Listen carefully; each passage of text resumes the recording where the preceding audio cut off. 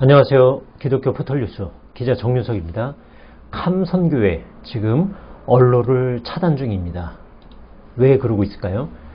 지금 캄선교회 데이비드 차 선교사가 입장문을 5월 6일에 발표를 했어요. 그때 발표를 할 때쯤에만 해도요, 여기에다가 댓글을 달 수 있도록 해놨었습니다. 그래서 캄선교회가 염한섭 원장이 영상을 올리자 그에 대한 공식 입장문을 발표를 했고, 거기에 이제 여자와의 사진이라든가 이런 것들은 연출된 거다. 그리고 리땡땡이라고 하는 어떤 탈북자에 의해서 자기가 협박도 당하고 그와 법정 소송 중이다. 명품 신발 샀다라고 구입했다고 에르메스 주장했는데 그거 다 허위 사실이다. 이거 사실은 짝퉁이다. 이런 얘기들을 자꾸 이제 했어요. 그러니까 해명을 했는데, 해명을 하자 여기에 이제 댓글 게시판에 몇 수천 개의 댓글이 달렸어요. 근데 오늘 보니까 하루아침에 지금 닫혀서 어떤 댓글이 지금 달려있는지 알 수가 없는 그런 상황이 됐습니다. 전화 업무 휴무 공지도 했습니다. 수요일까지 휴무한대요. 그리고 게시판뿐만 아니라 유튜브 댓글창도 지금 닫은 상태입니다. 요것은 하나만 지금 캡처를 해왔는데, 차영규 선교사, 차영규 목사의 영상뿐만 아니라 다른 분들의 영상, 홀리튜브, 여기 있는 영상들 전부 지금 댓글 사용 중단된 상태입니다. 왜 그럴까요? 가장 큰 이유는 레인보우 리턴즈에서 염한섭 원장이 이 사람의 첫 번째 영상에서 세 가지 문제 터뜨렸다 그랬죠. 여자 문제, 주식 문제, 부동산 문제, 이거 터뜨렸습니다. 그랬더니 연출됐다 뭐 이런 얘기를 하니까 염한섭 원장이 그대로 좌시하지 않고 두 번째 문제를 터뜨렸습니다. 이게 연출된 사진으로 보이느냐는 거예요. 가장 중요한 거.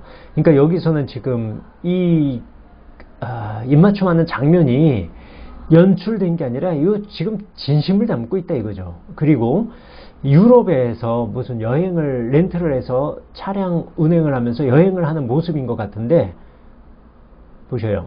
BMW 선루프가 있는 그런 BMW 같습니다. 뭐 차종은 어쨌든 독일차, 어느 해외에 가서 렌트를 할 수도 있죠. 기분 낼 수도 있는 건데, 중요한 건 여기 옆에 여성이 부인이 아니라는 점입니다.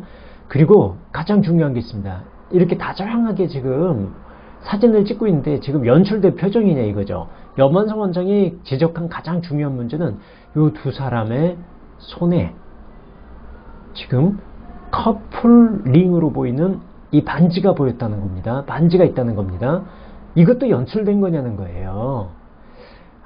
이 차영규 선교사 모든 거 사죄하고 내려놓고 캄선교회, 지금 이 염한섭 원장 주장하는 거는 캄선교회 대표를 지금 차영규 목사의 동생으로 바꾼다 이런 얘기가 있는데, 그러지 말고 모든 건 내려놓고 이것을 공신력 있는 목사님들과 기관 위원들에게 일임하고, 그리고 떠나라, 회개하고 떠나라, 자숙해라, 이런 얘기를 하고 있는 겁니다. 그리고 마지막 때를 늘 강조하면서 물질은 만몬이다. 그리고 주님께 헌신해라. 이 바벨론 시스템에 유혹당하지 말아라. 이랬던 사람이요. 서울 서초구 서초동 부티크 모나코라는 오피스텔 아주 비싼 33억 원이라고 주장합니다. 이것을 하나님은 나라 군대선교회 대표자 차영규 이름으로, 즉 이제 캄선교회 이름으로 매입을 하게 했는데 실제적 사용을 캄선교회가 하지는 않았던 것으로 보인다라고 지적을 하고 있습니다. 이런 주장을 하고 있으니까, 그러니까 맹폭을 하니까, 연일 집중포화를 날리니까 결국 차영규 선교사가 차영규 선교사의 그 캄선교회가 게시판에 댓글도 막아놓고 유튜브 댓글창도 막고 모든 언론을 지금 차단 중입니다. 여기서 이 차영규 목사에게 배신을 당한 그 성도들, 기도하는 성도들 얼마나 가슴이 아프겠어요. 그래서 저희 사이트 와가지고 댓글을 달고 있는데 가슴 아픈 댓글들도 있고 저에 대해서 비판하는 댓글들도 있습니다. 몇 가지만 좀 읽어드릴게요.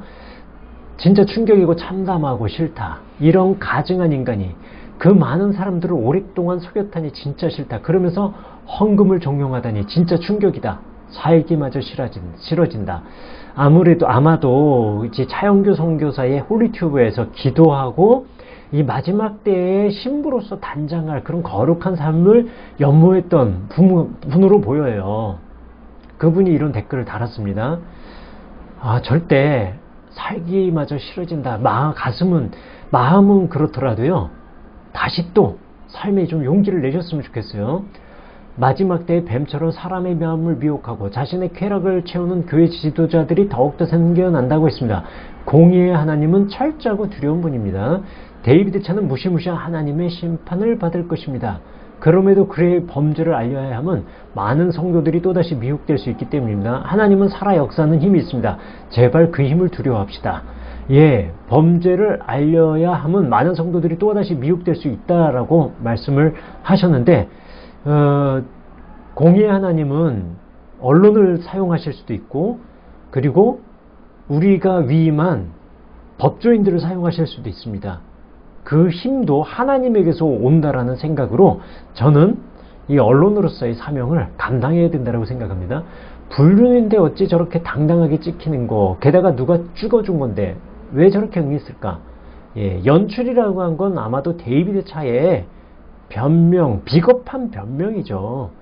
불륜입니다. 하나님의 공의로움은 세상에서 가장 철저하고 두려운 것입니다.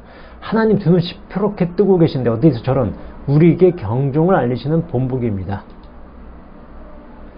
그럼 처음부터 모두 거짓일까요? 그분 말씀을 들으며 감동받은 일인으로서 충격이네요. 변명하는 걸 들었는데 돌이키시고 회개하세요.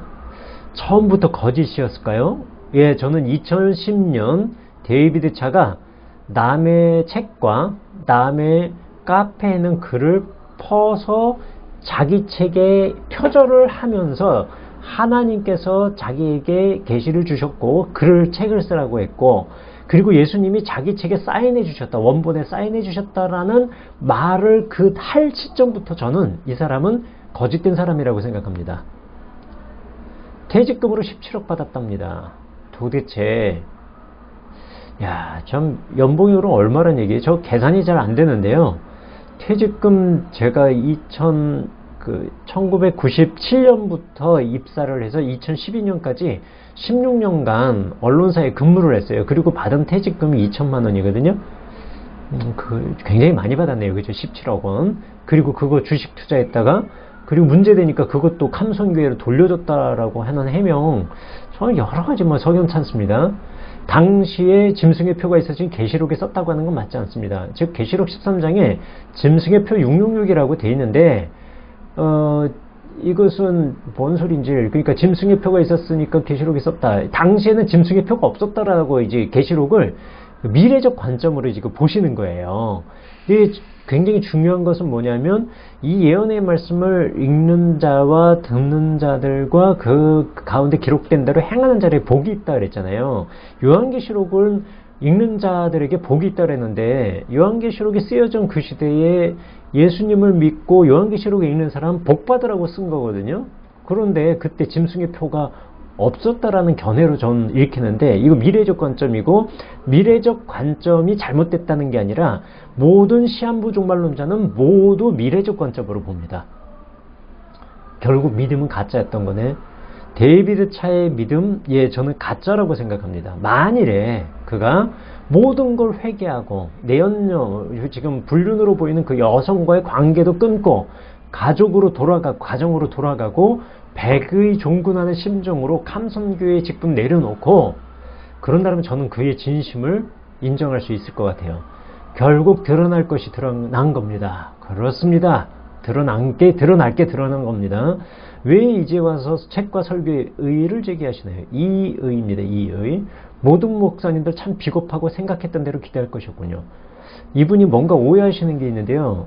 저 이거 10년, 그러니까 2013년부터 데이비드 차의 문제점 제기했고요. 그리고 이분이 침례신학교 목회연구원에서 목사 안수를 정당하게 받고, 그리고 복음대로 산다라고 해서 잠시 비판을 멈췄어요. 그가 바르게 가기를. 그러나 지금 결과가 뭡니까?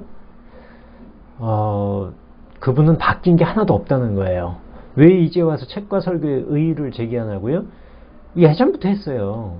비겁하냐고요? 예전부터 했어요. 그건 모르셨을 겁니다. 어떤 분이 또 예전부터 했다라고 말씀해 주셨습니다. 썸네일 사진이 이게 뭡니까? 꼭 이런 사진을 써야 하나요? 이런 당신도 목사입니까? 제가 썸네일을 원래 뭐를 썼냐면요, 수영복 입고 지금 요걸 썼어요. 이렇게. 이분의 실체, 차영규의 실체를 보여주는 가장 핵심적인 사진이라고 생각해서 이걸 썼습니다. 계속 쓰고 싶었어요. 근데 어떤 분이, 이분 댓글 말고요, 어떤 분이 제 마음을 조금 움직인 게 뭐냐면, 이 영상이나 사진을 가족들도 볼 수 있다. 가족들이 무슨 죄냐? 그렇죠. 자녀들이 4명이 있다 그래요. 그래서 결국 썸네일을 그냥 차영규 목사의 설교하는 평범한 사진으로 바꿨습니다. 이런 당신도 목사님입니까? 라고 물어보셨는데요. 예, 목사라서 제가 썸네일은 좀 바꿨고요. 저희가 썸네일을 좀 너무 자극적인 걸 썼다는 점에 대해서는 좀 사과드리겠습니다. 그러나 이분이 차영규에게도 질문을 좀 했으면 좋겠어요. 네가 목사냐? 개인의 죄 문제입니다. 이단이란 정의도 모르고 우리는 정죄할 수 없습니다. 이런 것들 하나님 계신데 우린 모른다. 불가지론하고 비슷한 거 아닌가요? 이걸 하나님에게 대입하면 불가지론이 되는 거고, 개인의 죄 문제에 대입을 하면 이거는 나 몰라라 식으로, 이거는 좀 제가 동의할 수 없습니다. 데이비드 차가 유부남이었나요? 아이가 4명 딸린 유부남 맞습니다. 불륜, 음주, 횡령. 예, 목회자가 갖지 말아야 될 3박자 아주 골고루. 돈, 그죠? 음주, 저는 맥주 한잔 할 수 있다고 생각해요. 아내랑. 근데 지금 맥주 자체보다도 문제가 된 게 뭐냐면, 불륜을 저지르고 있는 여성과 음주를 했다는 거는 저는 용납될 수 없다고 생각합니다. 재림 측정이 이건 아니다. 예, 늘 데이비드 차는 이장님처럼 재림을 측정했던 사람입니다. 답답하신 여러분들, 칸 선교에 배신당하고 데이비드 차에 뒤통수 맞으신 것처럼 충격을 받으신 여러분들, 그 심정 누가 위로할 수 있겠습니까?